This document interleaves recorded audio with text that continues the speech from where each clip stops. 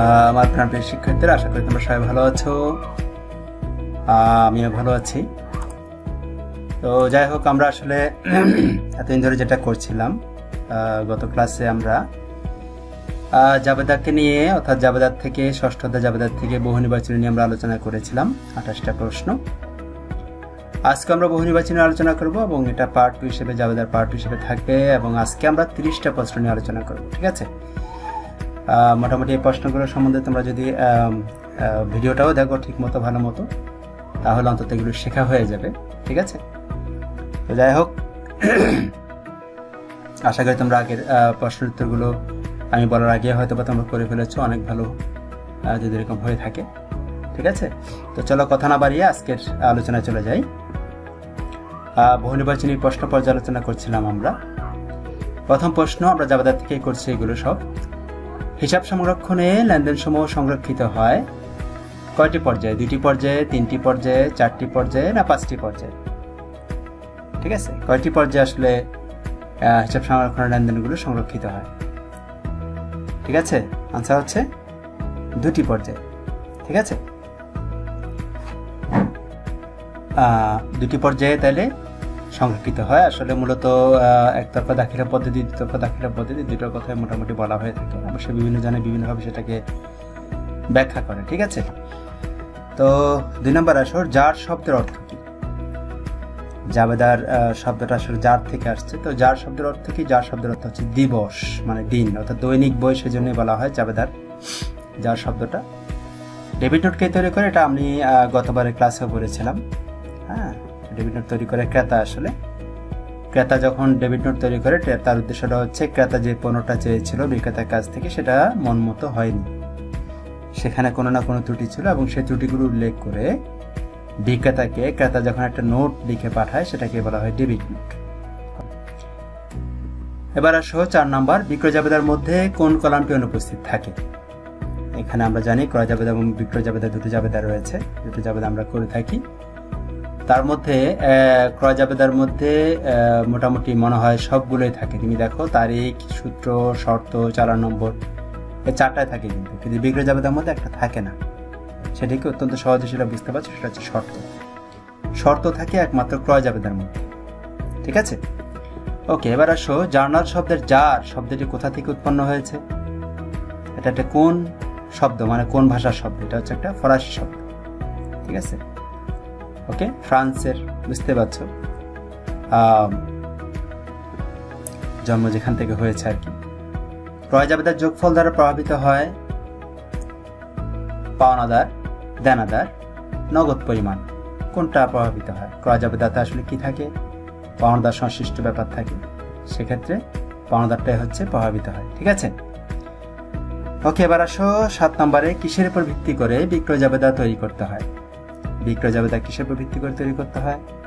একটা জিনিস খুব ক্লিয়ারলি জিনিসটা বোঝা দরকার যে বিক্রয় জাবেদাটা আসলে কখন তৈরি করা হয়। ঠিক আছে? বাজার থেকে, চালান দিয়ে, ক্যাশ মেমো দিয়ে, ডেবিট নম্বর দিয়ে। অবশ্যই চালান দিয়ে, কেননা চালান থেকেই বিক্রয় জাবেদাটা প্রস্তুত করা হয়ে থাকে। অর্থাৎ কি পরিমাণ পণ্য আমি বিক্রয় করলাম, সেটা চালান থেকে বা তোমার ইনভয়েস থেকে সেটা জানা সম্ভব। এর পাশে সামান্য জাবেদা লেখা হয় কোথায়? নগদান বইতে, প্রকৃত জাবেদায়, জাবেদায় না খতিয়ানে। একদম ইজি, যেটা প্রকৃত জাবেদায় সামান্য জাবেদাটা লেখা হয়ে থাকে। ওকে, এবার 9 নাম্বার, কোন নামে হিসাব খোলা হয় না? এটা আরো সহজ। পাওনাদার, দেনাদার, বকেয়া বেতন, চেক। তোমরা চেক নামে কি কখনো হিসাব খুলেছ বা কোনো হিসাব লিখেছ বা কোনো হিসাব লিখতে বলেছিলাম কখনো? অবশ্যই না। তার মানে চেক নামে কোনো হিসাব খোলা হয় না। কোনটি ক্রয়ের জন্য অফিস সরঞ্জাম হিসাব ডেবিট হবে? এখান থেকে কোনটি ক্রয়ের জন্য? Computer, photocopy machine, file cabinet, নিচের কোনটি সঠিক হবে? বলো। Computer, photocopy machine, file cabinet, কোনটা? কোনটার জন্য অফিস সরঞ্জাম হিসাব ডেবিট হবে? দুটো হবে এখানে। সেটা কি? একটা হচ্ছে কম্পিউটার, আর একটা হচ্ছে ফাইল ক্যাবিনেট। ঠিক আছে? বুঝতে পেরেছ?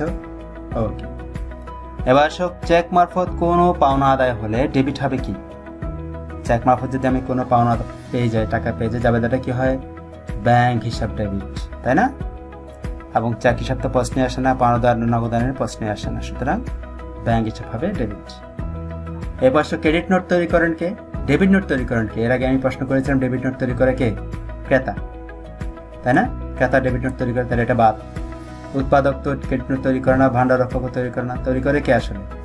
তৈরি করে আসলে বিক্রেতা।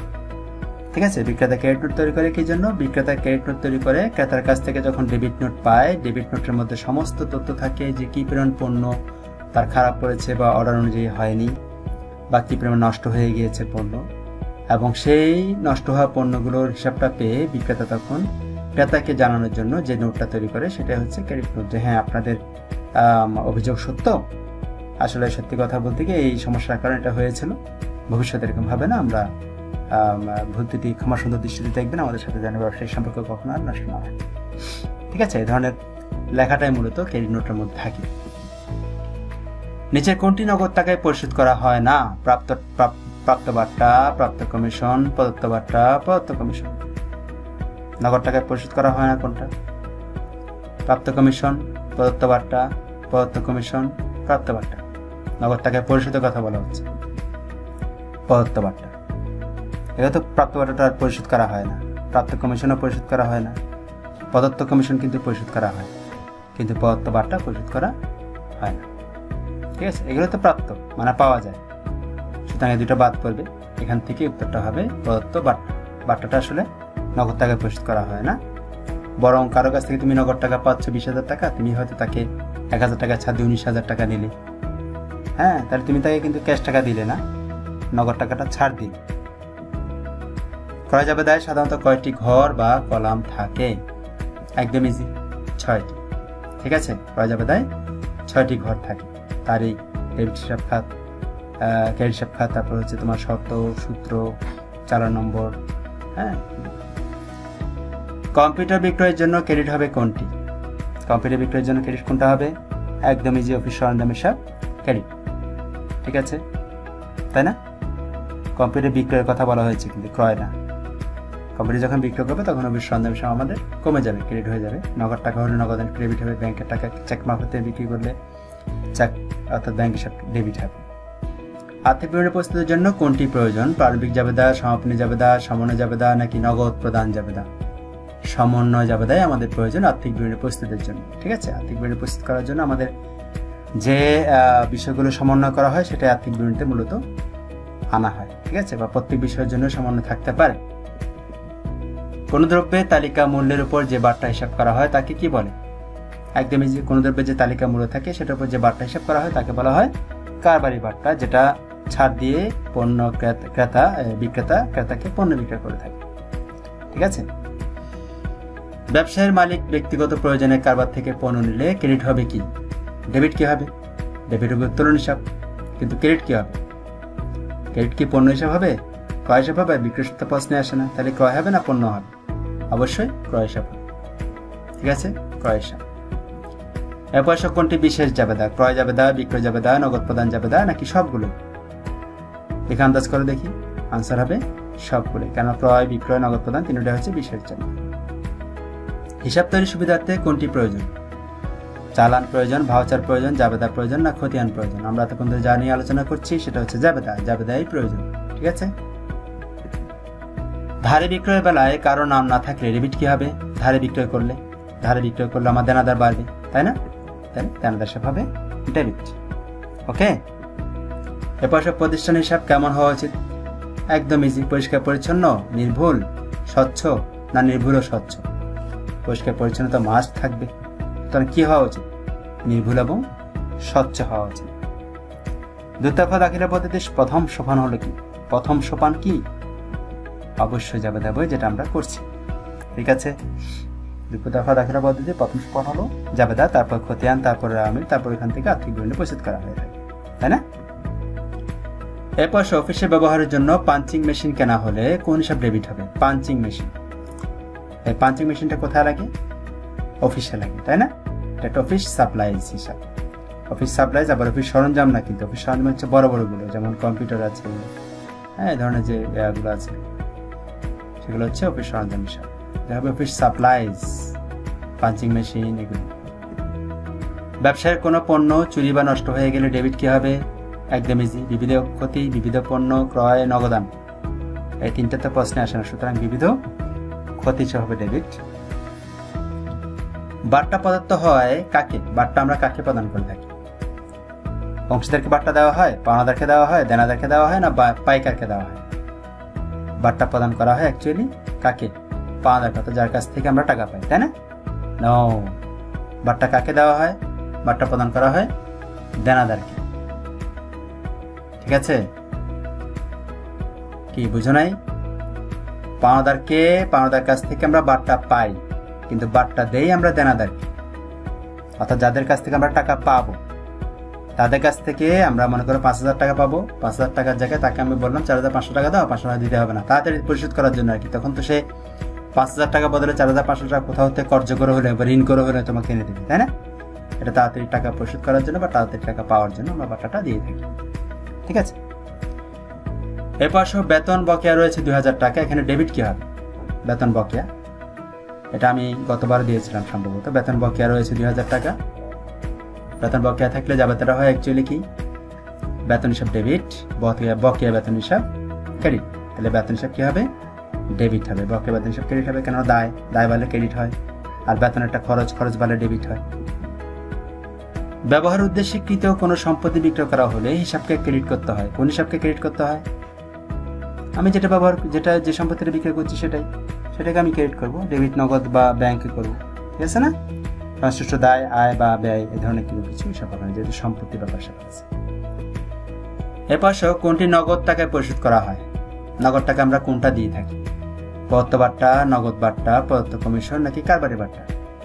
এই বার্তা যেগুলো আছে এগুলো একটাও কি আমি নগদ টাকায় পরিশোধ করি না, কিন্তু প্রদত্ত কমিশন সেটা কিন্তু আমরা নগদে পরিশোধ করি, তাই না? লাস্ট ওয়ান ইজ জাবেদার ছকে মোট ঘরের সংখ্যা কয়টি? জাবেদার ছকে আমরা এর আগে করেছিলাম ক্রয় জাবেদার ছকে। জাবেদার ছকে আসলে ঘরের সংখ্যা কয়টি হয়? সরি, তারিখ, বিবরণ, খতিয়ান পৃষ্ঠা, ডেবিট টাকা, ক্রেডিট টাকা। তাহলে কয়টি ঘর হয়? 5টি ঘর। ঠিক আছে, তাহলে আশা করছি আজকে যে আমরা বহু নির্বাচনী প্রশ্নগুলি আলোচনা করলাম সেগুলো তোমাদের বোধগম্য হয়েছে। তারপরেও তোমার যদি কোথাও কোনো ফটকা লেগে থাকে বা কোথাও কোনো সমস্যা তোমাদের মনে হয় আমাকে অবশ্যই ইনফর্ম করবা। ঠিক আছে, এবং কোনো কিছু না বুঝে থাকলে আমাকে অবশ্যই 01820362212 এই নাম্বারে ফোন করবা, আর কমেন্টস করতে পারো। ঠিক আছে, তোমরা ক্লাসগুলো ঠিকমতো মনোযোগ দিয়ে হয়তো বা দেখছো না, যেটা ধারণা। অথবা একটা সমস্যা বলেছিলাম, তোমরা সমস্যাটা কথাটা বলোনি, সে কারণে আমিও সমাধান করি। ঠিক আছে, তবে করে দেব আগামী ক্লাসে। আমি এটার উপর একটা ছোট করে একটা পরীক্ষা নিতে পারি, সেই পরীক্ষাটার মধ্যে হয়তো সেই সমস্যাগুলো আমি সমাধান করে দেবো। ঠিক আছে, তো যাই হোক, আমি সেখানে অর্থাৎ এই পরীক্ষাটা হবে এরকম, আমি প্রশ্নটা এখানেই দেবো, উত্তরগুলো তোমাদের কমেন্টের মাধ্যমে আমাকে দিতে হবে। ঠিক আছে, কমেন্টের মাধ্যমে কিংবা লিখে ছবি তুলে আমাকে পোস্ট করে দিলে হয়ে যাবে। ওকে, তো যাই হোক, আজ এ পর্যন্তই। ভালো থেকো, সুস্থ থেকো, thank you, and see you later, and bye.